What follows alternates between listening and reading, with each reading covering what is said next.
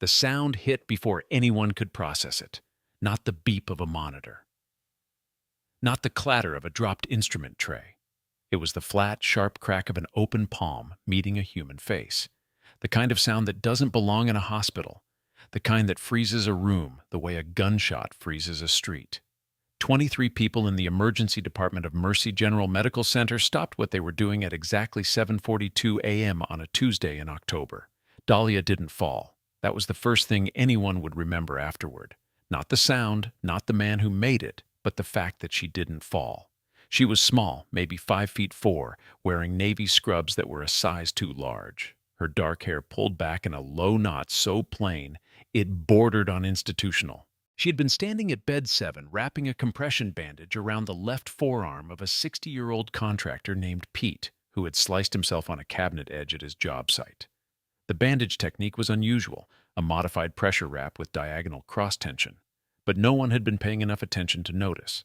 Harrison Kingsley had noticed. Or rather, he had noticed that it wasn't the technique described in Mercy General's standardized nursing protocol binder, which he had personally commissioned a consulting firm to produce at a cost of $47,000 2 years ago. And Harrison Kingsley did not pay $47,000 to be ignored by a contract nurse whose name he had never bothered to learn. "That is not the approved method," he said. His voice was smooth, calibrated, the voice of a man who had spent decades making rooms go quiet on command. He was 61, silver-haired, built like someone who had once been athletic and had since traded muscle for authority. His suit was charcoal Italian wool.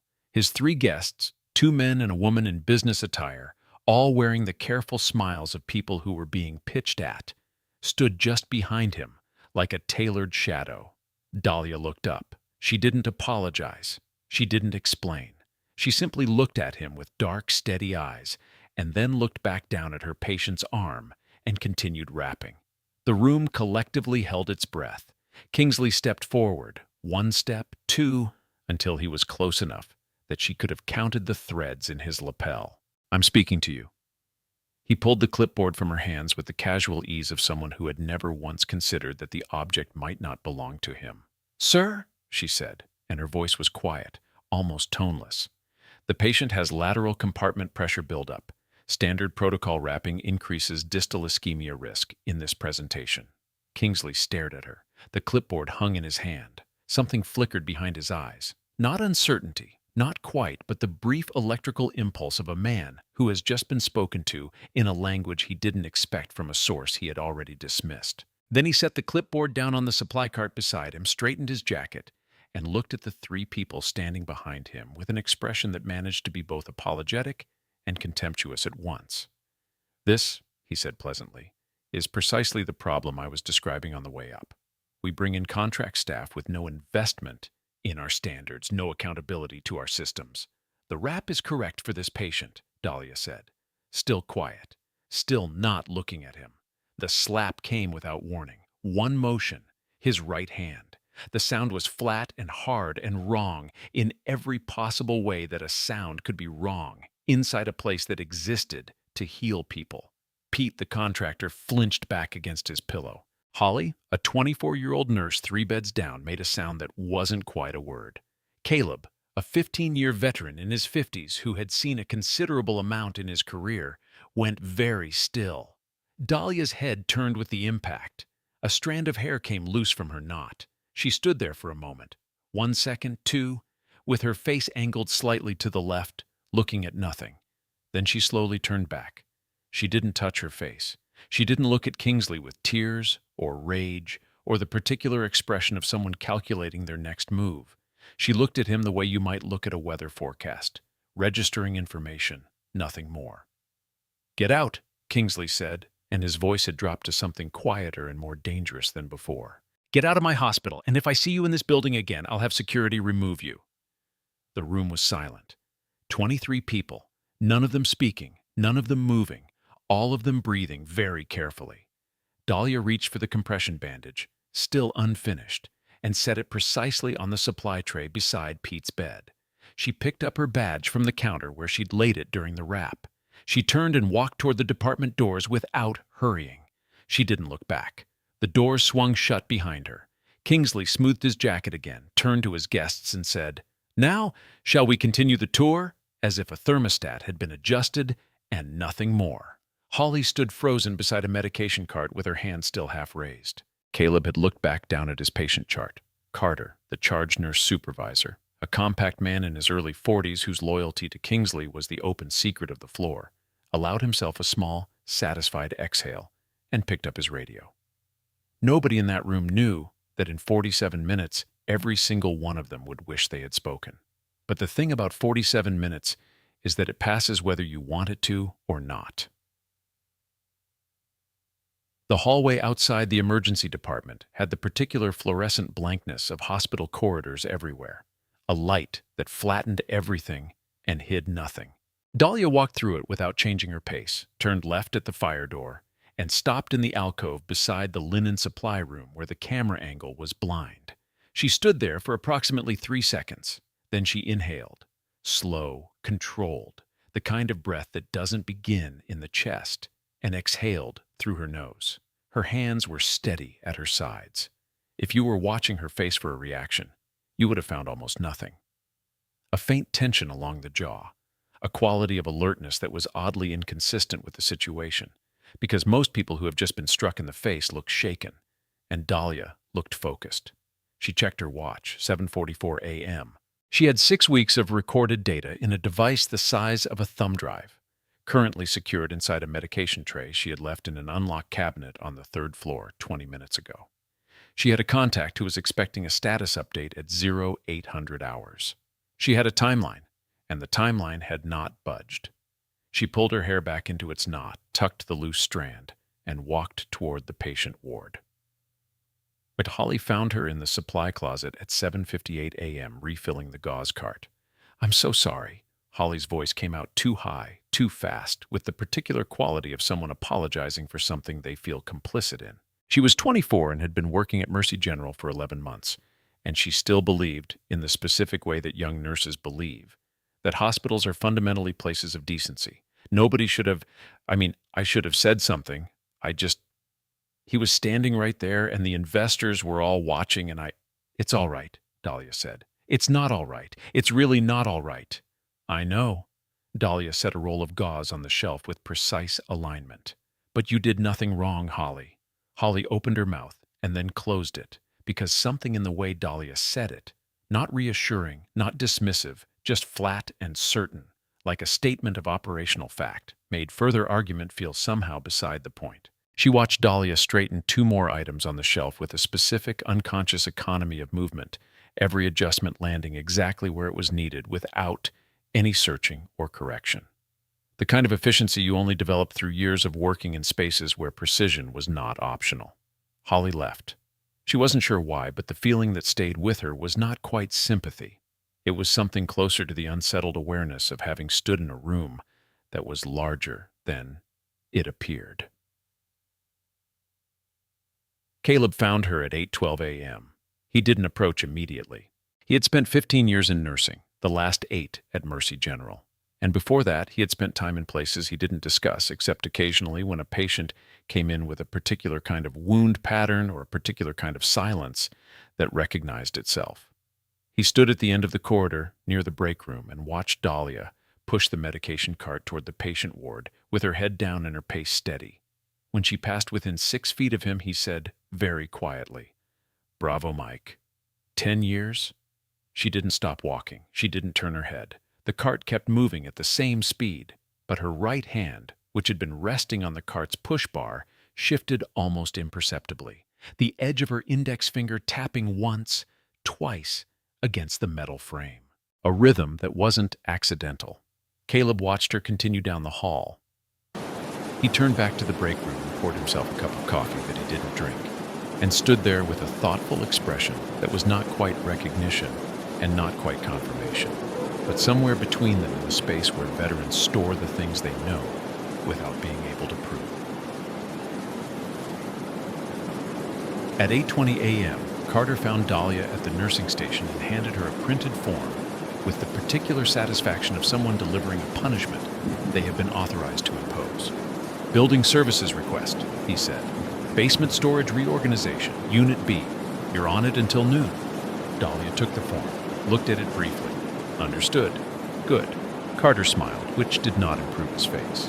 Consider it a lateral reassignment. Mr. Kingsley wants you out of patient-facing areas for the remainder of the day while your contract review is processed. What review? The one that determines whether you're retained. He took back the clipboard and tucked it under his arm. You understand. Performance concerns. He walked away. Dahlia folded the form once along its center crease, precisely without any wasted motion, and went to find the elevator. In the basement, the storage units were a maze of aging metal shelving, cardboard boxes, and the accumulated physical history of a hospital that had been operating for 31 years. The task she'd been assigned was real, in the way that pointless punishments are real. There was indeed inventory to reorganize, and it was indeed tedious, and Carter had indeed structured it to waste exactly the hours he most wanted her out of sight. What Carter hadn't accounted for was the way Dahlia moved through the space. She assessed the room in approximately 8 seconds, ceiling height, shelving load distribution, floor plan logic, the most efficient path sequence. Then she started. The boxes she moved correctly. Knees, not back, load centered against her body, and she moved them with a particular kind of controlled force that suggested the 80-pound box she lifted, without any visible struggle, was not the heaviest thing she had ever carried in difficult circumstances. She rearranged the shelving configuration with the particular spatial logic of someone who had thought seriously, at some point in her life, about what you put where, when you might need to reach it quickly, in the dark under pressure. By 9:15, she had reorganized a space that would have taken a standard facilities crew 4 hours. She stood in the center of it, looked around once, and went upstairs. Before we go further, if you're new here, hit that subscribe button and ring the notification bell right now, because what this quiet little nurse is about to do in the next 30 minutes will make your jaw drop. The people in that ER think they just watched someone get humiliated. They have no idea they're about to witness something that will change every single one of them forever. Don't miss what comes next. The patient in bed 12 of the general ward was named Ezra. He was 68 years old, a former Army infantryman who had served 2 tours in Vietnam and 1 in the Gulf, and who had the particular quality of stillness that some veterans develop. Not peace, exactly, but the practiced ability to occupy a space without requiring anything from it. He had no family listed on his intake form. He had a knee replacement scheduled for the following morning, and a roommate who watched game shows at high volume, and whom he had not spoken to in the 2 days since his admission. Dahlia stopped at his bedside to check his pre-op chart at 9:22 a.m. She flipped through the pages, noted 2 medication interactions that weren't flagged, made a notation, and was about to move on when he said, without opening his eyes, "You're moving quieter than usual." She paused. "You notice that?" "Always notice." He opened his eyes, pale blue, clear despite his age. "Doc moved like that. My field doc, 1968. Never heard him coming either." He looked at her more carefully. "Sorry. I know you're a nurse." "It's all right," she said for the 2nd time that morning. But this time, something in her expression shifted. Not much, just a fraction, the way a door opens inward by a few inches and then stops. She looked at the medication interaction she'd noted, and then at the man who had spotted her the way veterans spot each other sometimes, across categories and decades and every disguise that time and circumstance can apply. "Your chart shows they're giving you metoprolol and verapamil concurrently before surgery," she said. "That combination puts pressure on your cardiac conduction system under general anesthesia. I'm going to flag it for your surgical team." Ezra studied her. "Most nurses don't catch that," he said. "Most people don't catch a lot of things," she said, and moved to the next chart. He watched her go. After a moment, he settled back against his pillow and said to himself quietly the word he had accidentally used before, "Doc," and did not correct it. Soak. At 9:47, Kingsley led his 3 investors through the pediatric ward with the confidence of a man who had memorized his own sales deck. The investors were Fiona, a sharp-eyed woman in her 50s who ran a healthcare equity fund out of Philadelphia, and 2 men named Russell and Grant who asked good questions and wrote down the answers with fountain pens. Blaine moved alongside Kingsley with the synchronized smoothness of a second shadow, fielding the technical questions, redirecting the uncomfortable ones, deploying numbers with the practiced ease of someone who had spent considerable time deciding which numbers to deploy. Our surgical outcomes data, Blaine was saying, sliding a tablet toward Fiona, reflects a 15% improvement over the regional benchmark for comparable institutions. Complication rates? Fiona asked. Trending favorably. We've implemented new post-operative monitoring protocols that... I'd like to see the raw numbers, Blaine smiled. Of course. We'll have the full data package to you by end of week. They moved past the window of the pediatric procedure room. Inside, a child of about 7 was getting a cast fitted, while a nurse held his hand, and a resident explained the process in the careful language adults use to make frightening things sound manageable. The physical plant is our biggest current opportunity, Kingsley said smoothly, steering attention back to the hallway. We're in the second phase of a capital improvement program that will bring this facility fully in line with contemporary standards while reducing our nursing overhead by approximately 30% through strategic contract restructuring. Fiona wrote something down. Grant nodded. Russell looked out the window at the pediatric room. What none of them saw, because she was behind them, pushing a supply cart at exactly the right speed to maintain a 7-foot distance, was Dahlia, moving through the pediatric corridor. Listening, not looking at them, not slowing down, not changing anything about her pace or her posture or the direction of her gaze, just absorbing every word with the practiced attention of someone trained to retain information without appearing to collect it. The cart turned a corner, and she was gone. Machete. At 10:15, a call came over the department intercom. Motor vehicle accident, multiple casualties, estimated arrival in 12 minutes, 3 units inbound. Aaron. Doctor. Aaron Mercer, 29 years old, 4 months into his emergency medicine residency, perpetually slightly behind where he expected himself to be. Looked at the board, looked at his patient census, and felt the particular stomach drop sensation of someone who has been in the water for a while and just noticed the current getting faster.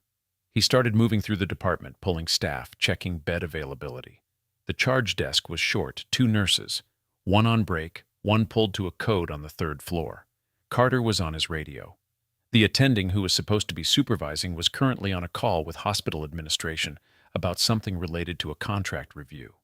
Dahlia was standing at the edge of the department. She was technically not authorized to be there. Carter's instruction this morning had been explicit. But she was there, near the entrance, very still, watching Aaron work through the pre-arrival checklist with the focused observation of someone running a parallel calculation in their head. Holly noticed her. You're not supposed to be... How many are coming? Dahlia asked. 3 units. They're saying 4 confirmed critical, 1 probable. Dahlia looked at the board, looked at the available staff, looked at the bed configuration. The calculation took approximately 4 seconds. Bed 3 needs to clear, she said. The patient in 3 is stable and can move to OBS. You need the trauma bay for the head injury that's coming. The initial report says mechanism of injury is consistent with rotational cranial impact. So you're going to want room to intubate and CT prep simultaneously. She paused. And someone needs to call the OR suite and tell them to hold elective cases for the next 90 minutes. Holly stared at her. How do you know? I heard the call. The mechanism data is in the pre-arrival report. Aaron had appeared behind Holly. He had heard enough. Can you help? Carter's voice cut across the department from the charge desk. She's not authorized in this area. I know, Aaron said, not looking at Carter. He looked at Dahlia. Can you help? Dahlia stepped through the door. The first unit arrived at 10:27, the second at 10:29. By the time the 3rd unit pulled in, Dahlia had already cleared bed 3, flagged the OR suite, positioned 2 nurses at the intake points, and stood beside Aaron at the trauma bay entrance with the calm, undemonstrative readiness of someone who had done this before in conditions that made a suburban emergency department look like a quiet afternoon. The critical patients came in fast and complicated and overlapping, the way critical patients always do. And what happened in the next 18 minutes was not dramatic in the way that television emergency departments are dramatic. It was the opposite. It was dense and technical and precise, and the drama of it was entirely in what didn't happen. Nobody went into cardiac arrest on the table. Nobody's airway was lost. Nobody got the wrong intervention for the wrong presentation. The patient in the first unit had a head injury with the particular constellation of symptoms: unequal pupils, right-side neglect, specific reflex pattern that pointed to a subdural bleed requiring immediate surgical consult.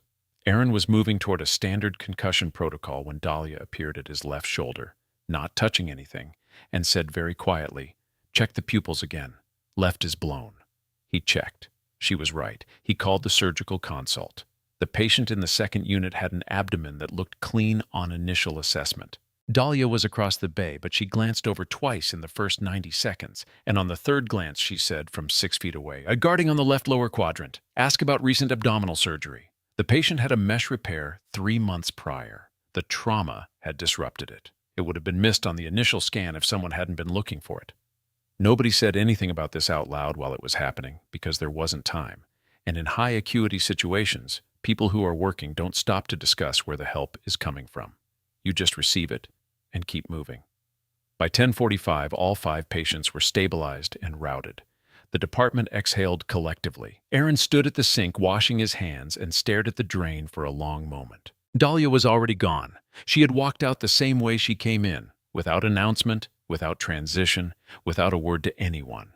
And when Carter arrived at 10:48 to tell Aaron that the unauthorized contract nurse needed to be formally removed from the premises immediately, Aaron looked at him for a moment, and then looked back at his patient board and said, "Give me a minute," in a tone that indicated the minute might be somewhat longer than 60 seconds.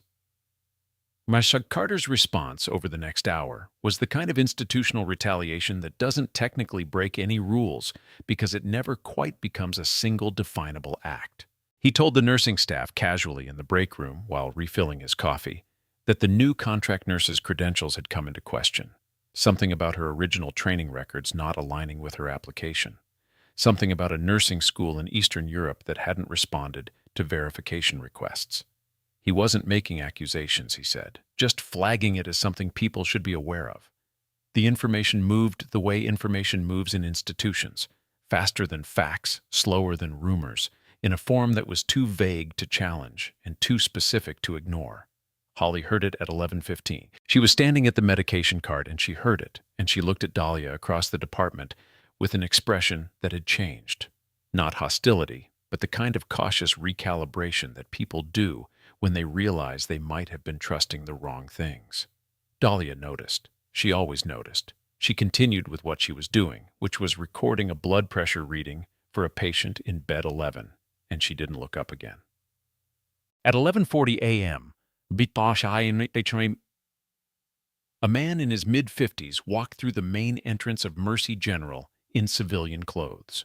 Khaki pants, a button-down shirt, the particular kind of plane that is actually carefully assembled, and went to the visitor desk to ask for the room number of his nephew, who was recovering from an appendectomy on the 4th floor.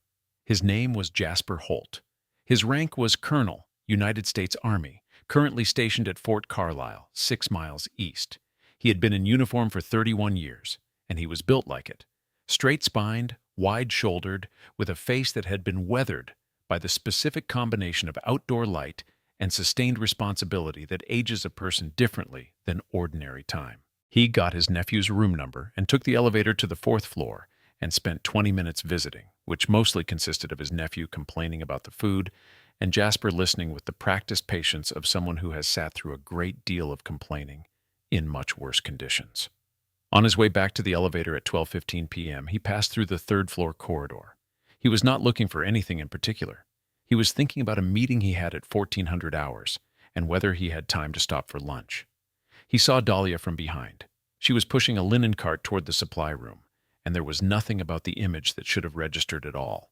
Small woman, navy scrubs, plain hair, institutional posture. But something made Jasper stop. Not a conscious recognition, more like the involuntary arrest of movement that happens when the body identifies something before the mind has caught up with it. He stood in the corridor for a moment, watching her move.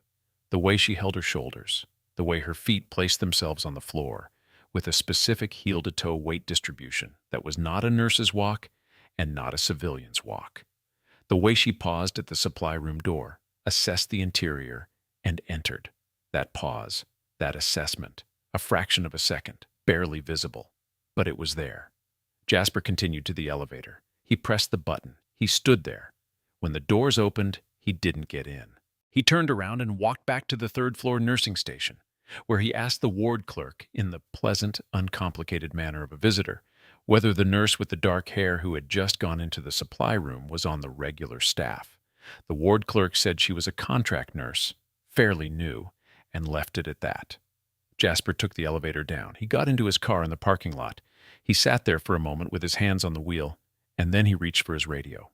"Fort Carlisle Dispatch," he said. "This is Colonel Holt. I need a priority database inquiry. Female, approximately mid-30s, 5 feet 4, dark hair. Cross-reference against JSOC personnel records and any classified deployment rosters that include Fort Carson between 2014 and 2019. Authorization code Foxtrot 7 Hotel." He paused, "and run the name Dahlia through the same search, all variants." He put the car in drive and sat in the parking lot with the engine running. In the third-floor supply room, Dahlia had located the specific medication tray she had left in the unlocked cabinet 3 hours earlier. She opened the tray, retrieved a small rectangular device from beneath the second layer of gauze rolls, and checked its status indicator. Green, recording continuously. 18 hours of material. She replaced the tray, closed the cabinet, checked her watch. 12:21 p.m. She pulled out a secondary phone, not her personal one, and typed a short message in a notation system that would have looked like a filing code to anyone who happened to see it. "Phase 2 confirm. Need 48 hours. Contact Bravo." She sent the message, deleted it, replaced the phone in her inner pocket. She stood in the supply room for a moment, alone in the particular quality of silence that exists in institutional spaces when the machinery stops for a second. The fluorescent light hummed. Somewhere in the distance, a monitor beeped in its steady, indifferent rhythm. Dahlia picked up the linen cart and continued her route. What? At 12:53 p.m., Kingsley was in his office on the 6th floor, conducting what he called a strategic alignment session, and what was actually a meeting in which he told people what he had decided while creating the impression that they had participated in the decision. Blaine sat to his right. The hospital's legal counsel, a careful man named Levi, sat across the table reviewing a document that appeared to relate to contract modifications. 2 members of the board of directors who had been invited for what they'd been told was a routine operations update were slowly realizing it was not quite that. "The nursing contract restructure," Kingsley said, "is the centerpiece of our operational optimization for next fiscal year. We're looking at reducing our direct nursing headcount by 31% and shifting to a managed contract model through our preferred staffing partnership." One of the board members, an older woman named Margaret, who had been on the board for 9 years and had seen several of Kingsley's preferred partnerships before, said, "What are the liability implications of that model for patient outcomes?" Kingsley looked at Levi. Levi said something about regulatory compliance and baseline safety ratios.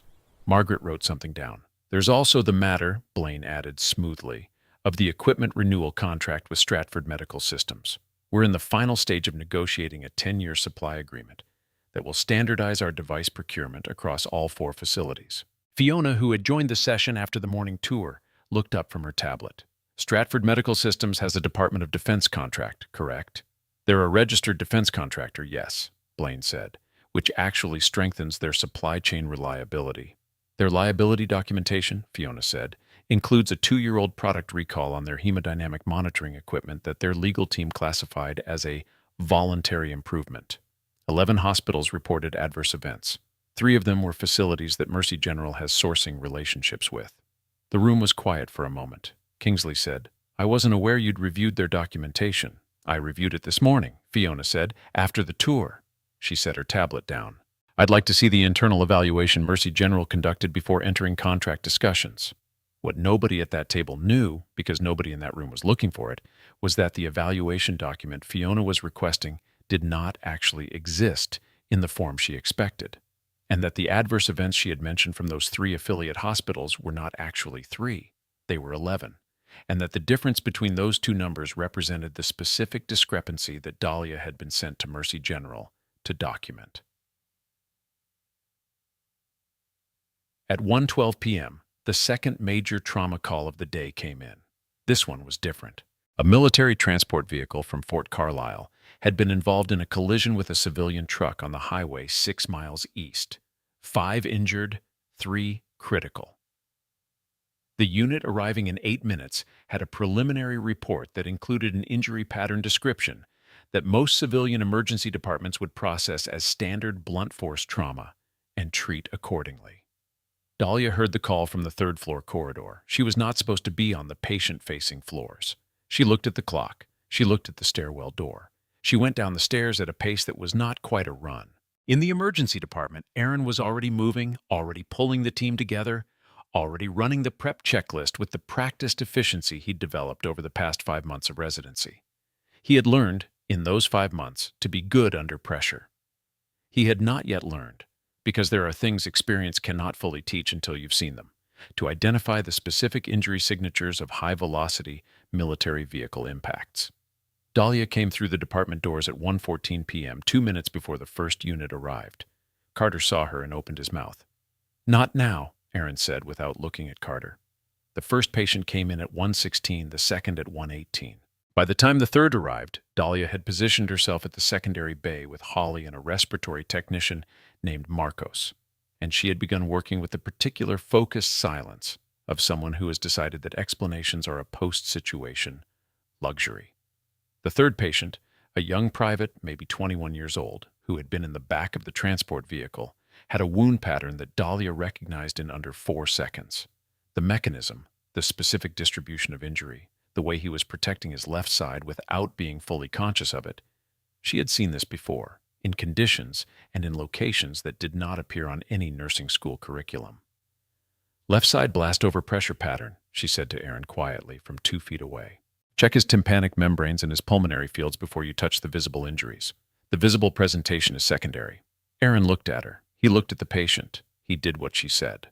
The pulmonary contusion was bilateral and significant.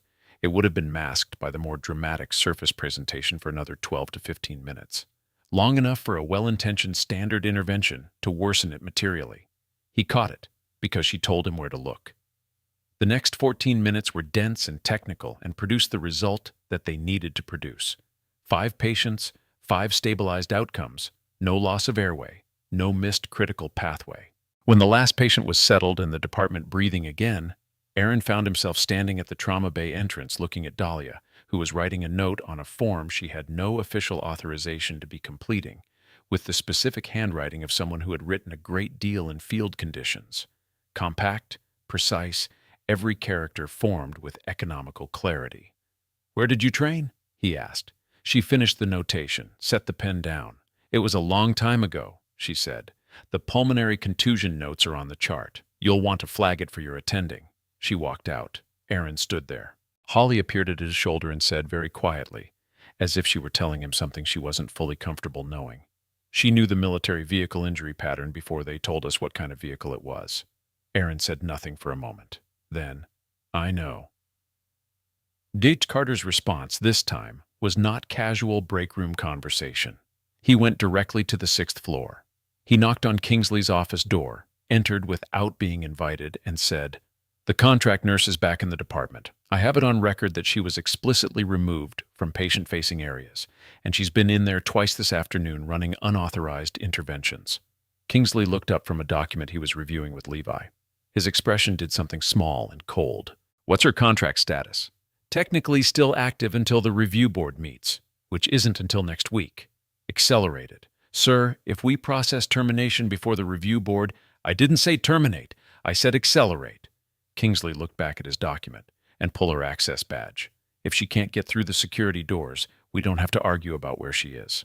Blaine, who was at the window looking at the parking lot, said without turning, "Her paperwork may be the issue anyway. I had legal look into it this morning.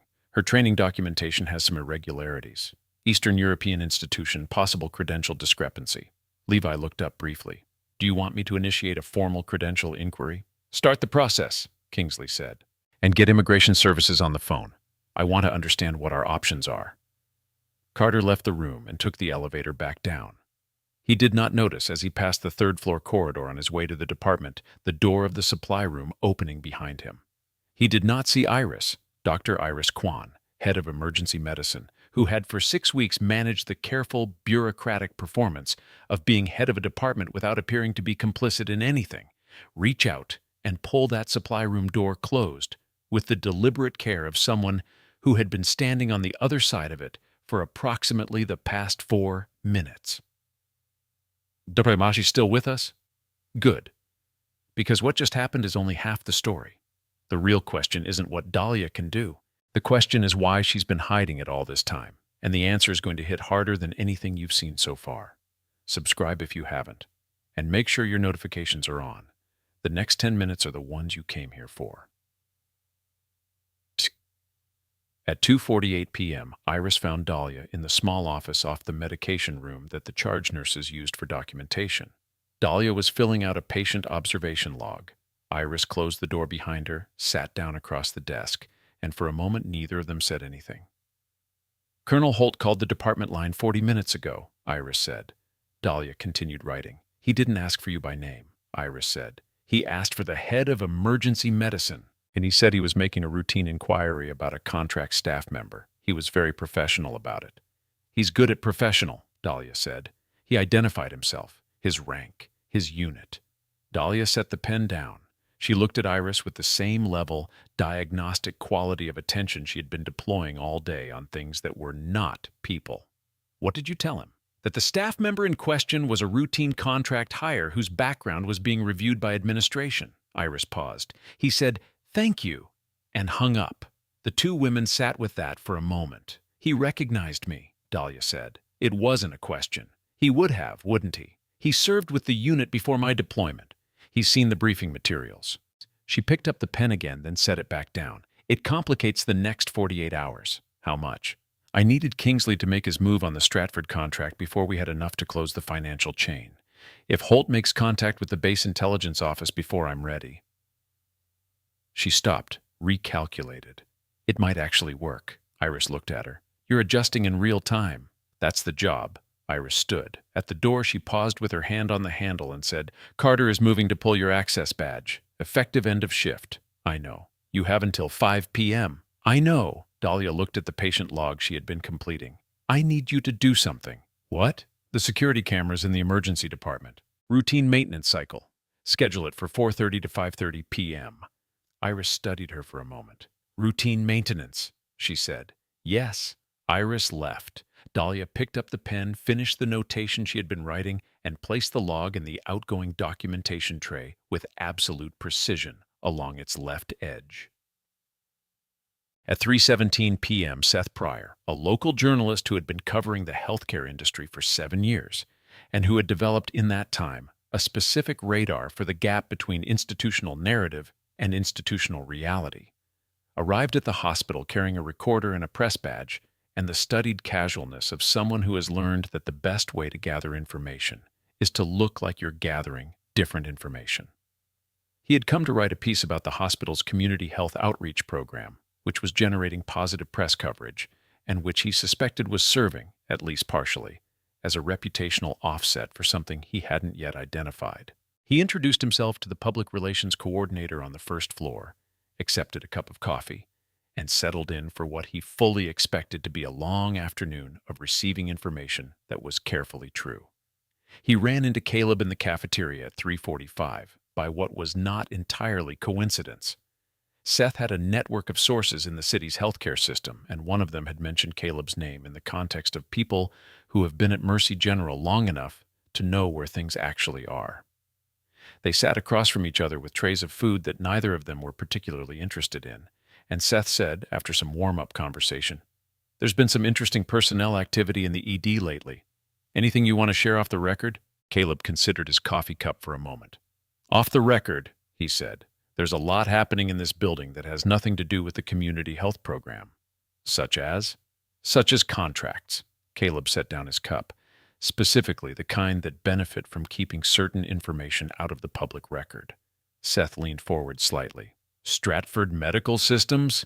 Caleb looked at him. "You've been doing your homework." "Trying to." "Don't follow the nurse," Caleb said, and his voice had changed. Flatter, more careful. The voice of someone choosing words like footsteps on uncertain ground. "Whatever you think is the story there, it isn't. Follow the money instead. Specifically, the equipment procurement records from the last 2 years, and why the adverse event log doesn't match what's being reported to the state health board." Seth wrote something. "And the nurse?" Caleb stood, picking up his tray. "That story writes itself," he said. "When it's ready. Not yet." He walked away.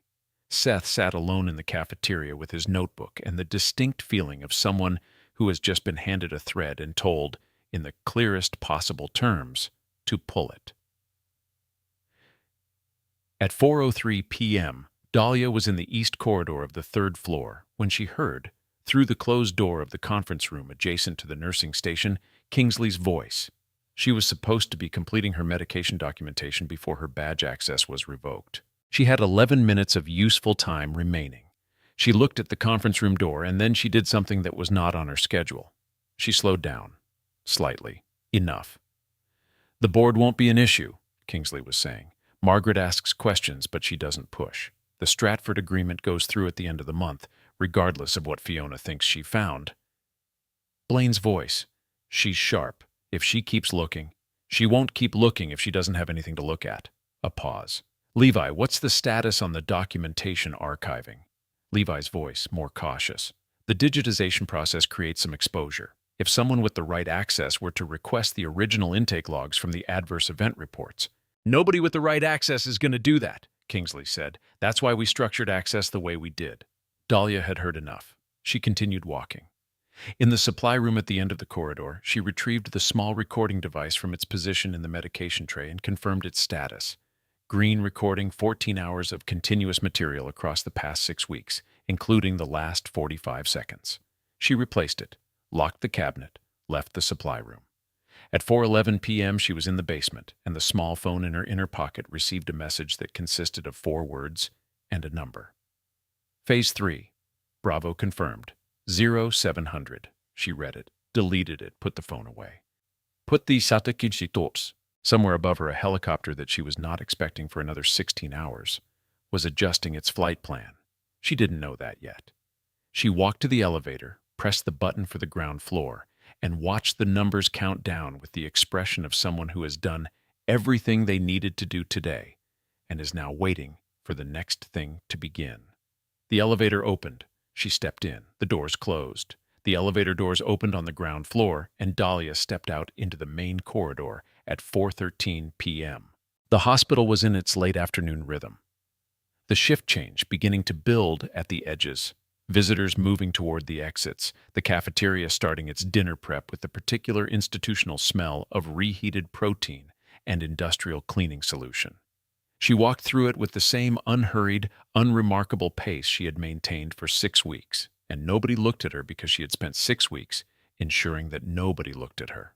She was heading toward the nursing documentation office to complete her final chart entries before her badge access was revoked at 5 p.m., when her phone, her personal one, not the secure line, vibrated once. A text from a number saved under a contact name she had chosen carefully for its absolute plausibility. In a nurse's contact list, Dr. R. Coleman. Scheduling. The message read, "Patient transfer delayed. Arrival now, 4:45. She read it, put the phone away, adjusted her timeline by 32 minutes, absorbed the adjustment, and continued walking. 4:45. That changed things, not by much, but in operations where the variables were human beings and institutional inertia, and the unpredictable behavior of men who believed they were untouchable, 32 minutes was the difference between a controlled conclusion and an improvised one. She had been trained in both. She preferred the former. She would adapt to the latter if necessary. She turned down the east corridor and began her final documentation. Floyd Briggs had been head of security at Mercy General for 9 years, and he was good at his job in the specific way that people are good at jobs that require physical presence and procedural certainty, and not very much ambiguity. He was 44, broad through the chest and shoulders, with a face that had spent considerable time outdoors before it spent considerable time in fluorescent-lit corridors. He followed instructions carefully and documented everything, and had, over 9 years, developed a reasonably accurate instinct for situations that were about to become complicated.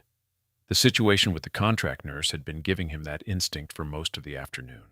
Carter had come to him at 4:22 with a printed copy of the badge revocation order, signed by Kingsley and countersigned by the HR director, and told him that the order was effective immediately, not end of shift. Floyd took the paperwork, confirmed the authorization signatures, and went to find the nurse in question. He located her at 4:31 in the documentation office adjacent to the medication room, where she was completing chart entries with the same economical precision she seemed to bring to every physical task he had observed her performing. He had been watching her more carefully than most people realized, because that was his job, and what he had observed had produced in him a sustained low-grade puzzlement that he hadn't been able to fully articulate to himself. He knocked on the open door. "Ms. Dahlia?" She looked up. "I need to collect your access badge. Mr. Kingsley has moved up the timeline on the review process." He held up the paperwork. "It's all documented. You'll receive a formal written notice through the contract agency." Dahlia set down her pen. She reached for her badge, the rectangular plastic card on a retractable lanyard, and stopped. "I need to complete these 3 charts," she said. "It's a patient care documentation requirement. Incomplete records are a regulatory violation." Floyd considered this. It was technically accurate, and Floyd did not like regulatory violations in his building because they generated paperwork that eventually ended up associated with security administration. "How long?" 7 minutes. He looked at his watch. He stepped inside the doorway and stood there, which was as close to waiting patiently as his job description allowed. Dahlia picked up her pen. The 7 minutes passed. She completed the charts in 6.5 and placed them in the outgoing tray with the same careful alignment she applied to everything. She unclipped her badge from her lanyard and held it out. Floyd took it, confirmed the information on the face matched the revocation paperwork, and placed it in his evidence bag. "You'll need to exit the building through the main entrance," he said. "I'll walk you out." "All right," she said, and stood. What happened next was not planned. This was important to understand later when people reconstructed the sequence of events in the way that witnesses always do, with the retrospective certainty that every moment had been building toward a conclusion that felt, in hindsight, inevitable. The truth was simpler and more contingent. Floyd placed his hand on Dahlia's shoulder to guide her toward the door, the practiced professional gesture of someone who escorts people out of buildings for a living. And he applied slightly more pressure than he intended, because the doorway was narrow, and he was large, and she was not moving quite as fast as he expected. The pressure on her shoulder twisted the fabric of her scrub top. The left side of the collar pulled down, and to the right. It exposed approximately 3 inches of her right shoulder, the curve where the deltoid meets the trapezius, and the edge of a marking that existed, until that moment, under every layer of her professional disguise. The marking was not decorative. It was geometric and precise, a series of concentric shapes with embedded lines, and a small dense symbol at its center that would mean nothing to most people in the world, but meant something very specific to the people who had been briefed on it. A unit designation, an operational classification. The kind of mark that certain people, in certain roles, carried to identify themselves to each other in circumstances where verbal identification was not possible. Floyd didn't recognize it. He saw it, registered it as a tattoo, and continued moving. Iris, standing in the hallway 6 feet away, because she had positioned herself in the hallway 6 feet away at 4:32 p.m. for reasons that she would later describe as professional oversight, saw it. Her expression did not change. Her breathing did not change. But she took her phone from her pocket and sent a message of 3 words to a contact saved under the name of a scheduling coordinator she had never actually spoken to. "Now, confirm arrival." The response came in under 40 seconds. ETA, 12 minutes. Iris put her phone away. She walked toward the nursing station at a pace that was entirely consistent with the rest of her afternoon. What she didn't know, what nobody in the hospital knew, was that Colonel Jasper Holt had received his database results at 3:58 p.m. and had been sitting in his car in the Mercy General parking lot for the past 37 minutes. The results had come back flagged at the highest classification level he had clearance to access, which meant that he could see enough to understand what he was looking at, but not enough to understand all of it. What he could see was a personnel record, partial, redacted in the specific way that records are redacted when the person is not dead, but is supposed to appear unavailable, with a service history that began at Fort Carson in 2014, ran through 2 classified operational deployments, and ended with a notation he had seen once before in his career on a document he had not been supposed to read. Deep cover placement, duration, classified, contact protocol, Bravo 7. Below that, a photo. Standard military ID format, straight ahead, no expression. The woman in the photo had dark hair and dark eyes and a quality of stillness that the camera had managed, somehow, to capture accurately. Jasper had looked at the photo for a long time. Then he had called the base intelligence office and reported his location and his observation. And the base intelligence officer had said something brief. And then the call had been transferred up in a way that happened very rarely in Jasper's experience, and the person on the other end of the transfer had said 4 words: "Stay where you are." He had been staying where he was for 37 minutes. At 4:43 p.m., he saw Floyd walking Dahlia toward the main entrance, and he got out of his car. The main entrance of Mercy General had, at 4:43 p.m. on a Tuesday in October, approximately 16 people in it. Visitors arriving and departing, 2 orderlies with a wheelchair, a woman at the reception desk, a maintenance worker near the automatic doors, Seth Pryor at a chair near the entrance with his recorder running and his notebook open, and Fiona, who had been sitting in the lobby for the past hour reviewing documents on her tablet after excusing herself from Kingsley's 4th-floor meeting with the stated intention of making calls.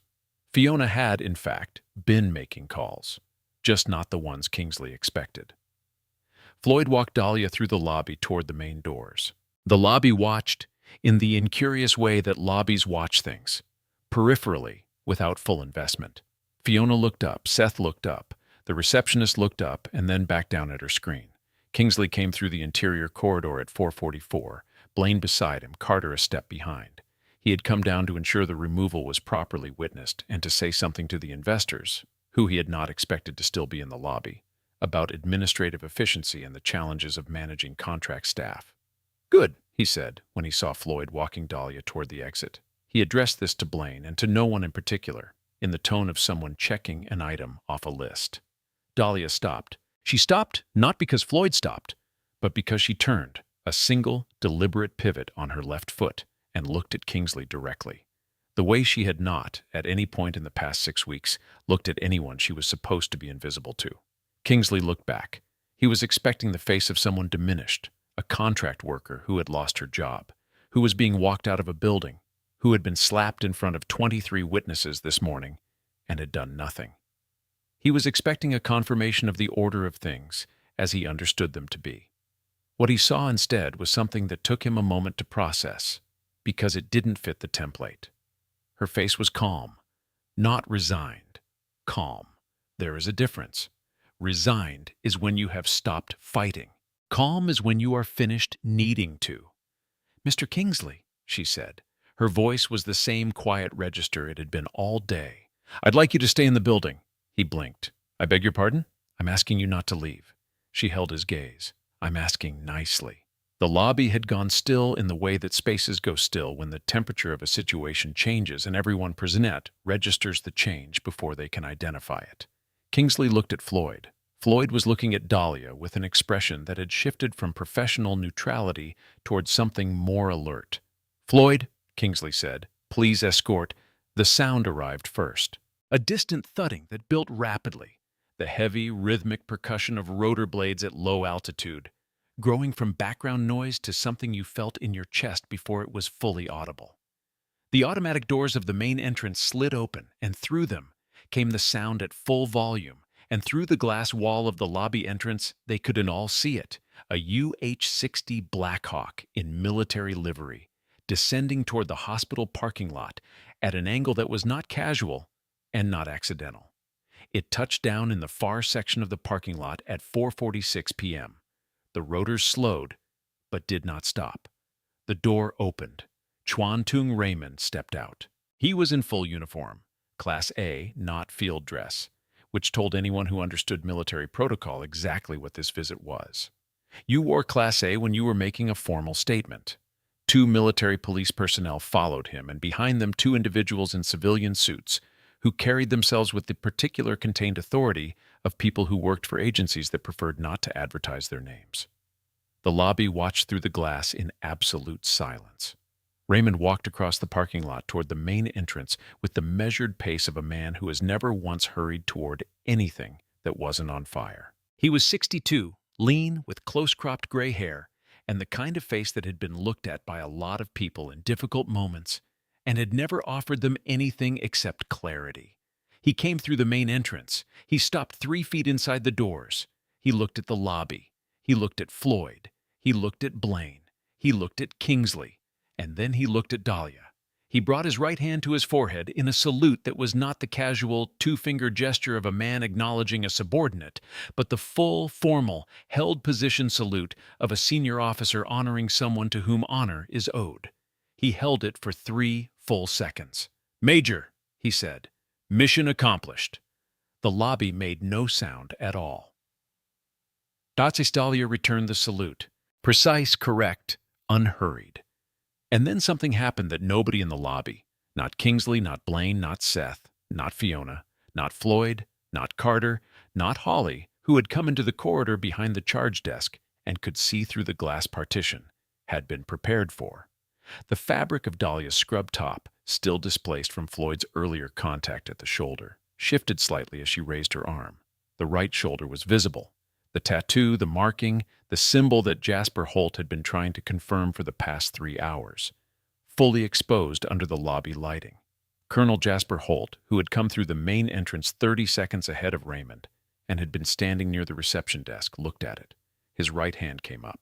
Not quite a salute, something more involuntary than that, the beginning of a physical response that his body initiated before his command gave the order. "Go scalpel," he said, and his voice came out rougher than he probably intended. "Fort Carson, 2014 through 2019. He looked at Raymond, then back at Dahlia. He stopped, recovered. "I saw the unit briefing materials, before Yemen." "I know," Dahlia said. "You were in the rotation. We were told—" He stopped again. "I know what you were told," she said, quietly. No accusation in it. The lobby had the quality of a room in which everyone has stopped breathing by agreement. Floyd was looking at his hand, the hand that had touched her shoulder, that had applied the pressure that had displaced the fabric, with an expression that was not quite horror and not quite shame, but was in the territory between them. Fiona had set her tablet face down on her chair without looking at it. Her eyes were on Dahlia. She was running calculations, visible on her face, the way financial calculations sometimes are on people who think in numbers, and the calculation she was running was arriving at a conclusion that would take several phone calls to fully process. Seth had his recorder in his hand. He had turned it on without deciding to. Kingsley had not moved. His face had undergone a series of transitions in the past 45 seconds, the particular visible process of a man whose understanding of his own situation is being revised in real time at a speed he cannot control. He looked at the soldiers. He looked at the 2 people in civilian suits. He looked at Dahlia. He sat down, not in a chair. He simply sat down on the edge of the reception desk because his legs had made a unilateral decision, and nobody stopped him because everyone in the room was occupied with their own version of the same recalibration. 18 months, Dahlia said. The lobby listened. $412 million in fraudulent defense procurement contracts. Stratford Medical Systems falsified adverse event reporting, 11 deaths classified as unrelated complications in facilities that share sourcing agreements with this hospital. She looked at Kingsley steadily. And the original whistleblower, a purchasing administrator named Gloria Reyes, who submitted an internal complaint 14 months ago, whose contract was terminated 48 hours after she filed it, whose subsequent job applications were systematically blacklisted through your HR network. Kingsley's mouth opened, closed. "I have 18 hours of recorded material," Dahlia said. 18 hours, starting 6 weeks ago and ending— She checked her watch. 11 minutes ago. From her inner pocket, she produced the recording device, small, rectangular, the size of a thumb drive, and placed it on the reception desk with a precise, unhurried movement. Raymond looked at the device, then at Kingsley, then at the 2 people in civilian suits who moved forward without being told. The next 20 minutes were, in the clinical sense, efficient. Levi, the hospital's legal counsel, arrived from the elevator at 4:52 p.m., took in the scene. Raymond's uniform, the MPs, the civilian investigators, Kingsley at the edge of the reception desk with the face of a man trying to find a version of this that still worked, and quietly asked one of the investigators whether his client had a right to counsel before any questioning. The investigator told him that was a very reasonable question, and that the answer was yes, and that the questioning would occur at a federal facility rather than a hospital lobby, and that he was welcome to accompany his client. Levi looked at Kingsley. Then he looked at the recording device on the reception desk. He closed his briefcase and said he would meet them there. The MPs approached Kingsley. The procedure was quiet and without theater. The restraints applied with professional brevity, the required language spoken at standard volume, the exit route through the lobby's side door arranged in advance. Kingsley walked. He didn't speak. The man who had filled rooms with the sound of his own authority all morning left through a side door in silence, and the lobby watched him go. Blaine had been standing very still against the wall near the corridor entrance for the past 4 minutes. One of the civilian investigators approached him with a card and told him that his cooperation was expected and would be documented and that his legal counsel should be contacted immediately. Blaine took the card with both hands, which were not entirely steady. Carter had disappeared. Nobody noticed immediately. When Floyd went to find him at 5:03 p.m., Carter was in the third-floor supply room, which he had accessed with his remaining badge credentials, apparently attempting to reach a cabinet that had already been emptied of what he was looking for. The MPs collected him without incident. Floyd came back to the lobby at 5:18 p.m. He found Dahlia near the main entrance, alone, standing with her hands at her sides, looking at nothing in particular. The lobby had mostly cleared. The civilians who had witnessed the events had been redirected or had left of their own accord. The investigators were managing the administrative transition in Kingsley's former office above. Raymond was in conference with Jasper in the room that had been the board of directors' waiting area. Floyd stopped in front of her. He was a large man and the lobby was spacious, and he still managed to look slightly smaller than he had an hour ago. "I didn't know," he said. "I know you didn't," she said. He stopped, looked at his hands. "When I put my hand on your shoulder, I shouldn't have done that regardless of—" "Floyd," her voice was even, not forgiving, exactly. Forgiveness implied a debt, and she wasn't in the business of debt. More like the acknowledgement of a fact. You followed documented orders and you did your job as you understood it. That's what you were supposed to do. He looked at her for a moment. "What do I do now?" "You'll be asked to give a statement," she said. "Tell them exactly what happened, in sequence, without editorializing. You'll be fine." He nodded. He started to leave, then stopped. "The investors," he said. "The woman, Fiona. She's been on her phone in the conference room for the past hour." "I know." "You know? She's the one who flagged the Stratford documentation to begin with," Dahlia said. "She came in with her own suspicions. That's partly why the timeline moved up."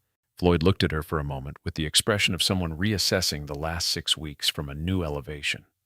"You knew she was going to do that." "I thought she might," Dahlia said. "People who ask about adverse event rates are usually asking for a reason." He left. Dahlia looked out through the glass main entrance at the parking lot, where the Blackhawk sat with its rotors at idle in the October afternoon light. Ship was Dr. Norbert Chase, head of surgical services, was escorted to a small conference room on the second floor at 5:27 p.m. by one of Raymond's aides, who explained with courteous precision that a senior Department of Defense official would like to speak with him regarding the hospital's surgical outcomes data and its relationship to the Stratford procurement contract. Norbert was 68 years old and had been practicing surgery for 34 years, and had, in that time, learned to project an authority so complete and so consistent that he had largely forgotten, somewhere in the middle of his career, that it was a projection. He sat down across from Raymond with his hands on the table and his spine straight, and the expression of a man who was prepared to explain, at whatever length was required, why what he had done was reasonable. Raymond placed a printed document on the table between them. It was a list: dates, patient names, procedure codes, outcome classifications. "These," Raymond said, "are 11 patients. 8 of them were treated with Stratford hemodynamic monitoring equipment at this facility between January 2022 and March 2024. 3 of them were treated at affiliate facilities. The adverse events in each case were classified as complications unrelated to equipment failure." He paused. This classification was incorrect in 9 of the 11 cases. Norbert looked at the document. His posture didn't change. His face changed, slowly, in the way that faces change when a person is trying to manage a recognition they had not expected to have to manage today. "The incorrect classification," Raymond continued, "appears on documentation that carries your signature." Norbert said nothing for a long moment. Then, "I'll need to speak with my attorney." "That's a very reasonable position," Raymond said. "We'll arrange it." He stood and left the conference room. In the hallway outside, he paused for a moment. and then continued toward the elevator with the expression of someone who has done this particular kind of work long enough to find neither satisfaction nor enjoyment in it, only the steady forward motion of necessity. Aaron found Dahlia at 5:41 p.m. in the emergency department. She had come back in. She had building access now, or rather, the restriction on her access had been dissolved in the 45 minutes since Kingsley's removal, along with a considerable number of other things Kingsley had authorized. And she was doing something unexpected. She was finishing the patient documentation she had been interrupted from completing when Floyd came to escort her out. The charts she had started at 4:31. She was completing them. Aaron stood in the doorway of the documentation office and watched her write for a moment. She wrote with the same compressed, efficient handwriting. Every character formed precisely. No wasted motion. "The private from the military transport," he said. "The bilateral pulmonary contusion," she continued writing. "He'll need the follow-up CT at 48 hours. Don't let the surgical team sign off on the chest clearance based on the initial scan." "I flagged it. Good." He was quiet for a moment. "Blast over pressure pattern," he said. "That's not in the civilian emergency medicine curriculum." "No," she said. "It's not. Where does someone learn to identify it?" She set down her pen and looked up at him. He was 29 and earnest, and had spent the past 4 months in a state of perpetual mild overwhelm, trying to become competent faster than the clinical environment was willing to slow down for him, and he had spent most of today doing something that was harder than competence. He had taken direction from an unexpected source, without fully understanding the source in real time, under pressure. That was a different skill. Most people had to fail several times before they learned it. "Kandahar," she said, 2017. She picked up her pen. "It was a difficult year." He was quiet for a moment. "I'm sorry," he said, "that you had to. I mean, all of it." "Don't be sorry," she said. "You did good work today." He looked like he wanted to say something else. He looked like there were approximately 47 more questions he wanted to ask. Instead, he said, "Thank you," in the voice of someone who means it across multiple meanings at once. She nodded. He left. She finished the chart, set it in the outgoing tray, and went to find Ezra. Babasund Ezra was being discharged. His nephew, a broad, quiet man in his 30s named Marcus, had arrived at 5:15 to take him home before his surgery the next morning, and the two of them were in the process of gathering Ezra's things with the particular methodical slowness of people who have had a lot of practice at hospital departures. The roommate with the game shows was absent for once. Dahlia appeared in the doorway. Ezra looked up. He looked at her for a moment, at her badge, now gone, at her navy scrubs, at the particular quality of her face in the late afternoon light through the window. And then he looked at the door behind her, where the distant sound of a military helicopter's idle rotors was still faintly audible. "Figured that was connected to you somehow," he said. "Most things today were," she said. Marcus looked between them, made the rapid social calculation of a man who understood that he was standing in a conversation that did not require him, and found a reason to be in the hallway. Ezra held out his hand. She took it. He held it for a moment. Not the grip of someone who wanted something, but the hold of someone who was placing something in her palm that had no physical weight. "My field doc," he said, 1968. I never knew his name, never saw his face after that night, but I knew what he did. He looked at her hand in his. "Some things you just know." "Yes," she said. "You did good here." He said it the way veterans say things, stripped of decoration, offered as fact. "Whatever you were actually doing, you did good." She squeezed his hand once and released it. She started to step back. "Doc," he said. She paused. "Don't let them put you somewhere quiet for too long. People like you, the world needs you moving."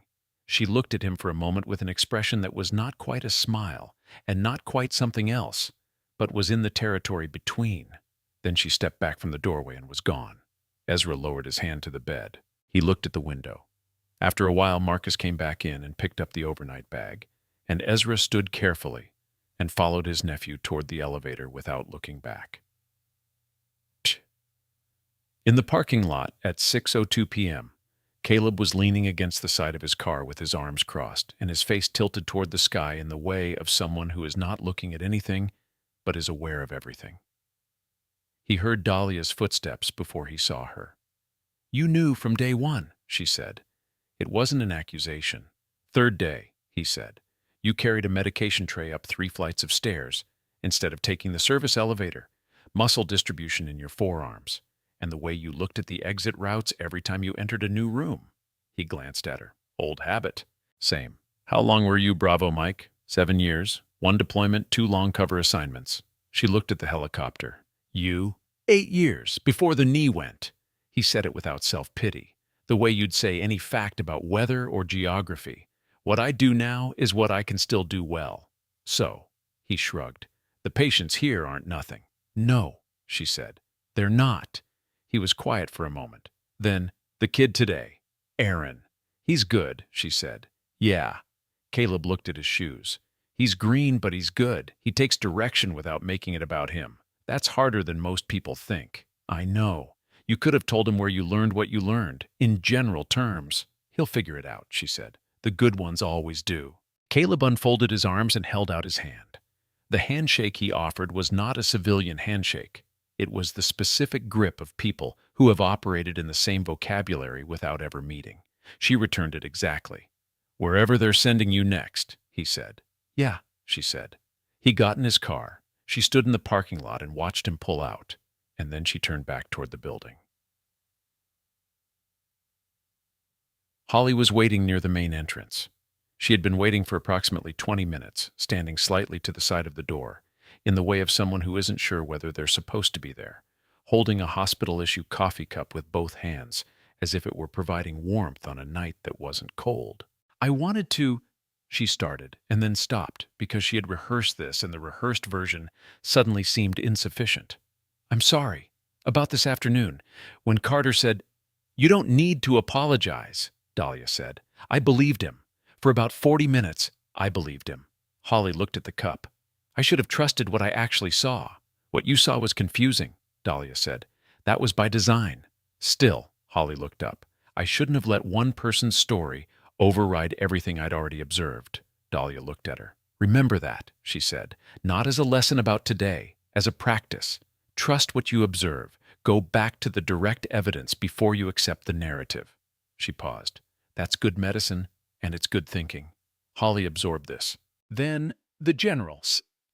Is there a unit that... I'm asking whether... She stopped, took a breath. I'm asking whether the kind of work you do is something that can be applied for. Dahlia looked at her for a long moment. How old are you? 24. How long have you been a nurse? 11 months. Dahlia considered. Spend 3 more years here, she said. Get your trauma certification. Build the clinical base until it's reflex, not recall. And... She glanced toward where Raymond had been. Ask the general that question directly. He's still in the building. Holly blinked. I should just walk up to a general and ask? If you can't do that, Dahlia said, you can't do the job. Holly looked at the door. About. Then she squared her shoulders slightly, a small, unconscious adjustment towards something straighter, and went back inside. Dahlia watched her go. If this story got you, if you felt every single second of what just happened in that parking lot, drop a comment below. Tell us, did you see the twist coming? Share this with someone who needs to hear it today. And stay with us through the ending, because the final 60 seconds are going to leave you with a question that'll keep you up tonight. Raymond was in the former board waiting area with Jasper and Iris and 2 of his aides, working through the procedural handoff with the efficiency of someone who does not leave logistics to chance. When Dahlia came in, the room rearranged itself around her arrival in the specific way that rooms do when someone of operational significance enters. Not deference exactly, but a reorientation of attention. Raymond looked at her. The recording device has been handed to the JAG investigators, he said. They're requesting a formal debrief at the base at 0700 hours tomorrow. Understood? Fiona. He glanced at one of his aides. Has already provided a separate statement to the civilian investigators regarding the Stratford documentation. Her fund is initiating a full audit of the procurement chain. He paused. The adverse event discrepancy you identified, the gap between 3 and 11 cases, and that's the thread that opens the wider contract fraud investigation. Gloria Reyes, Dahlia said. We have her contact information. She'll be notified tonight. Iris, who had been standing near the window with her hands clasped, and the expression of someone who has been holding a considerable amount of information in place for a very long time, exhaled slowly. The board is meeting tomorrow morning, she said. Emergency session. I've been asked to serve as interim administrator pending the full review. She looked at Dahlia. I'm going to need the full documentation protocol for everything you flagged in the last 6 weeks. It's in the device, Dahlia said, and there's a duplicate set in the secure file that your contact at the base intelligence office already has access to. She looked at Iris steadily. You know what to do with it. I do, Iris said. Raymond reached into the breast pocket of his uniform and produced a folded document, a single page, sealed with a classification marking that most people in the room were not cleared to read. He held it out. Dahlia took it, unfolded it, read it. She refolded it and put it in her pocket. Thank you, sir. Major. He held out his hand. The handshake he offered had in it the specific weight of a senior officer who has sent people into difficult places and received them back, and knows in the way that only experience can teach the difference between what those people look like going in and what they look like coming out, and why the gap between the two deserves acknowledgement. The mission required everything you gave it. It usually does, she said. Jasper stepped forward. He held out his hand, and his handshake had in it something slightly different. Something older, the recognition of one long-service soldier for another, across the specific distance of rank, and the specific closeness of shared experience. Fort Carson still talks about Kandahar, he said. People who were there. They don't use your name because they don't know your name, but they know the story. It was the job, she said. It was more than the job. He held her gaze. You know it was. She said nothing, but she didn't disagree. At 6:47 p.m., Fiona came out of the conference room where she had been on the phone for the past 90 minutes. She looked slightly older than she had at 9 a.m., the particular aging of a hard afternoon, but her eyes were clear and her posture was intact. She found Dahlia in the corridor and stopped in front of her. The procurement chain, Fiona said. The adverse event data. I had fragments. My fund had flagged Stratford as a marginal investment 2 years ago based on the recall documentation. I came in today thinking I might find confirmation of what I already suspected about their product liability exposure. She paused. I didn't think I'd find this. You asked the right questions, Dahlia said. That's what started the clock. Fiona was quiet for a moment. Gloria Reyes, she said, the purchasing administrator. Yes, I want to know what she's doing now, and whether she needs support. She looked at Dahlia directly. Not institutional support, personal. Dahlia held her gaze. I'll pass that along. Fiona nodded once. She went back toward the exit. At the door, she paused without turning around. Whoever authorized what you did here, she said, made the right call, and walked out. At 7:03 p.m., Seth Pryor sat in his car in the hospital parking lot, with his recorder on the passenger seat and his notebook on his knees, and several pages of handwritten notes that were going to require careful consideration before they became anything publishable. He had the fraud story, the Stratford contract data, the adverse event discrepancy, the procurement chain. Caleb had pointed him there, and Fiona's statements to the civilian investigators had confirmed the outline, and he had enough to build a solid, documented piece that would stand up to the kind of scrutiny that serious institutional fraud stories attracted. He did not have the nurse. She had not given him her name. She had not spoken to him directly. She had not looked at him in the lobby with anything other than the same level, unremarkable attention she had directed at everything around her all day. He had watched her receive a general's salute and return it without drama, watched her speak to Kingsley in the lobby with the flat, certain authority of someone reading a verdict, watched her hand a recording device to federal investigators, and accept a commendation document and exchange the handshake of equals with a 2-star general, all with an expression that never departed from its baseline of focused calm. He had no story about her. He had an impression. The impression was that the woman who had been slapped in the face in the emergency department at 7:42 that morning had known, at the moment it happened, exactly what the day was going to cost and exactly what it was going to produce, and had weighed those things and proceeded. He wrote in his notebook, "Some people carry their service the way others carry an illness, invisibly, constantly, shaping everything about how they move through the world." He looked at it, crossed it out.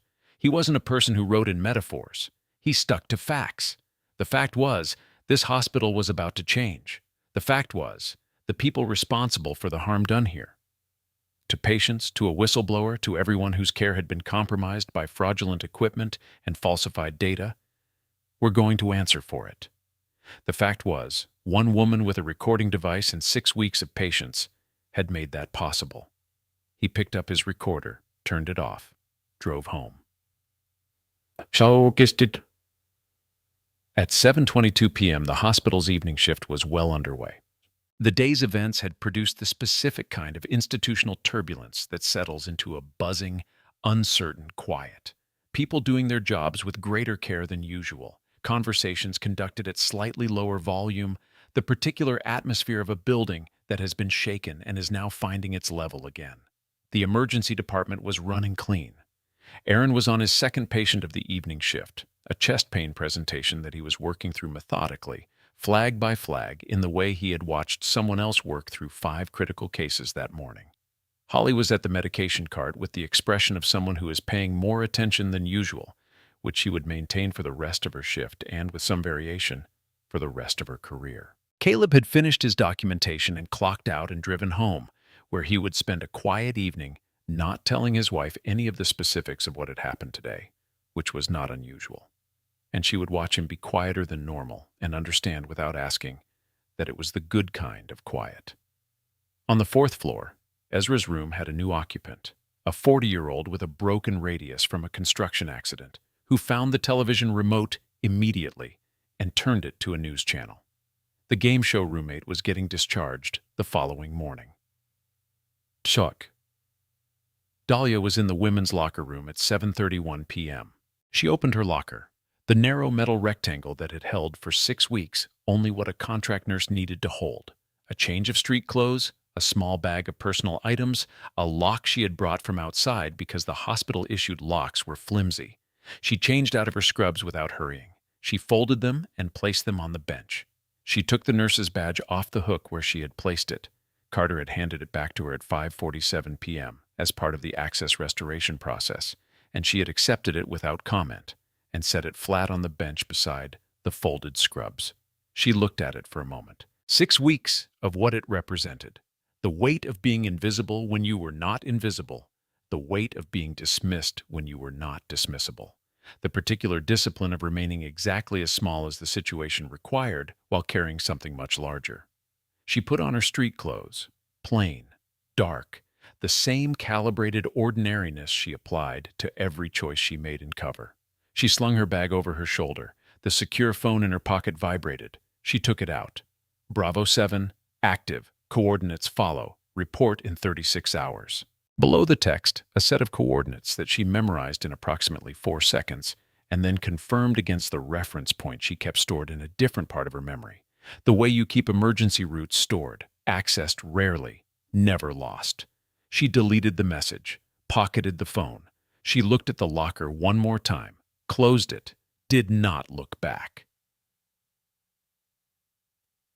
Holly intercepted her at the corridor junction between the locker room and the main exit. She had clearly been waiting, and the expression on her face had the quality of someone who has spent the past 40 minutes working up to something and is going to do it before the opportunity closes. "I asked him," she said. Dahlia stopped. "You asked the general." I walked into the room where he was finishing up, and I said, "Sir, I have a question about career paths in military medicine." And then I asked. Holly looked slightly stunned at herself. He said, she stopped. He said I should speak to someone at the Army Medical Department recruiting office, and he gave me a card. And then he said, "The woman you're asking about will tell you the same thing I just did. She always tells people the right thing." And then he went back to his meeting. Dahlia looked at her. "Good," she said. "That's it? Just good? You did the hard part. The rest is logistics." Holly looked at her. The plain clothes, the bag, the complete absence of the badge that had been her institutional identity for 6 weeks. "You're leaving? Yes? Now? Yes." Holly opened her mouth, closed it, opened it again. "Is there anything I can—" "Take the trauma certification course," Dahlia said. "The one at Mercy General's partner institution. It runs in February and April. The April session is better. Different instructor, more clinical hours." She looked at Holly steadily. "And trust what you observe. We already covered that." "We did," Holly said. "I haven't forgotten." Dahlia walked past her toward the main exit. At the door, she paused. She didn't turn around. She said, at standard volume, "You're going to be good at it, whichever version you choose." Then she went through the door. Btch. The parking lot was quieter than it had been. The Black Hawk was still there. Rotors now stopped, the crew conducting post-mission checks in the evening chill. The parking lot lights had come on in the early dark of October, throwing yellow circles on the asphalt, and the hospital's main entrance behind her was lit and operational and already, somehow, different in the quality that buildings acquire when the thing that was wrong in them has been named. Raymond was standing near the helicopter, finishing a call. He saw her coming and finished the call.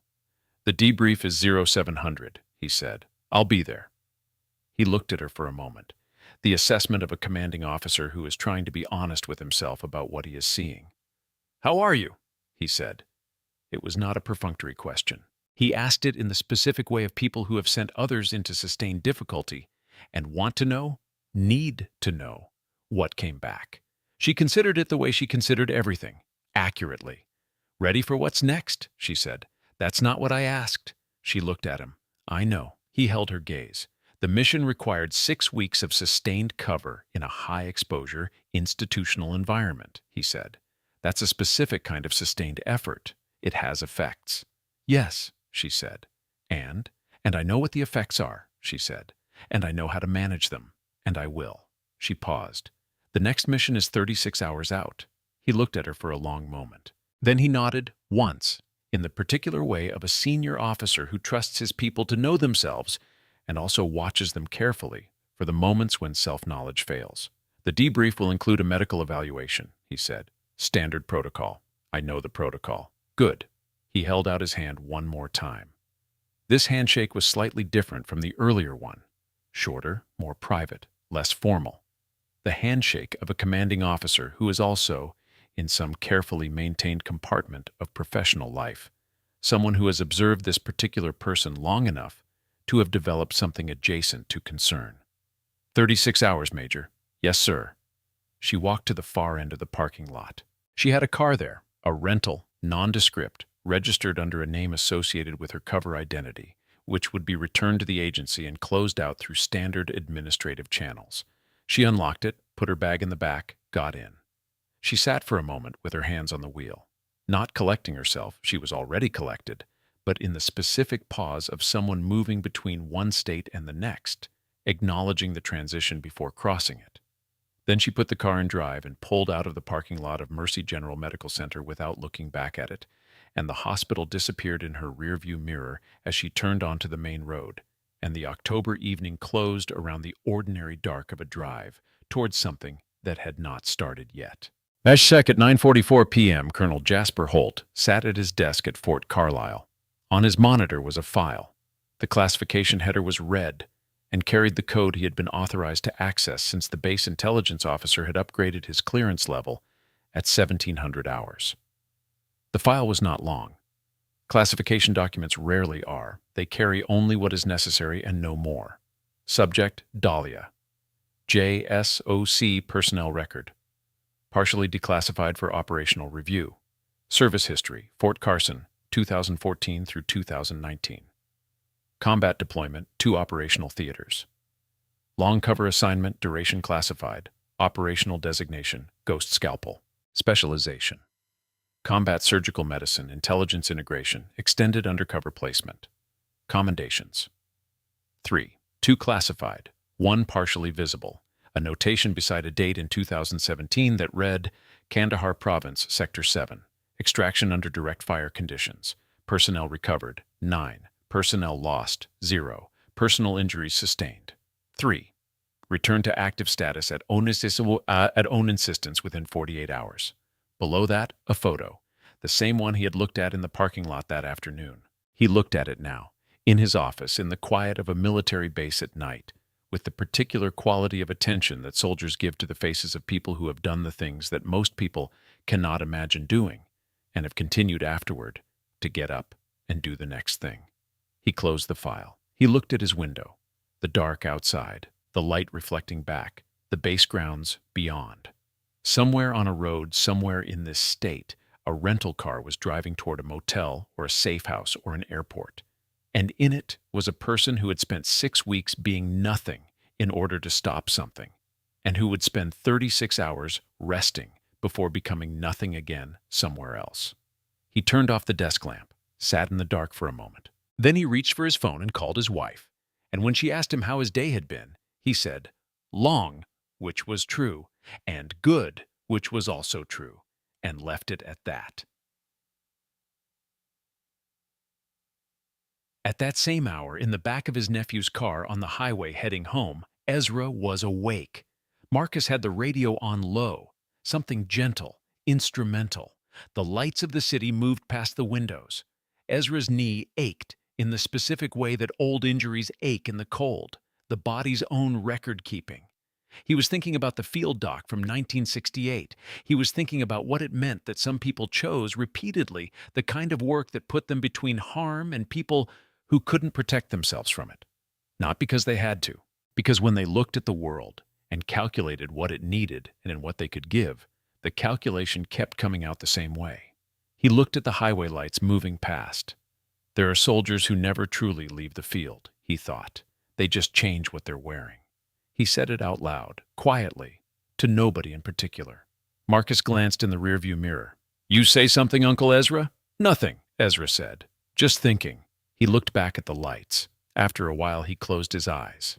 His knee ached, and the radio played something low and steady. And somewhere on a different road, moving in a different direction, a person who had gone 6 weeks without being called by her real name or her real rank or her real designation was driving through the same October night, carrying the same October dark, already thinking about the next thing that needed doing. Exactly the way she always had, exactly the way she always would.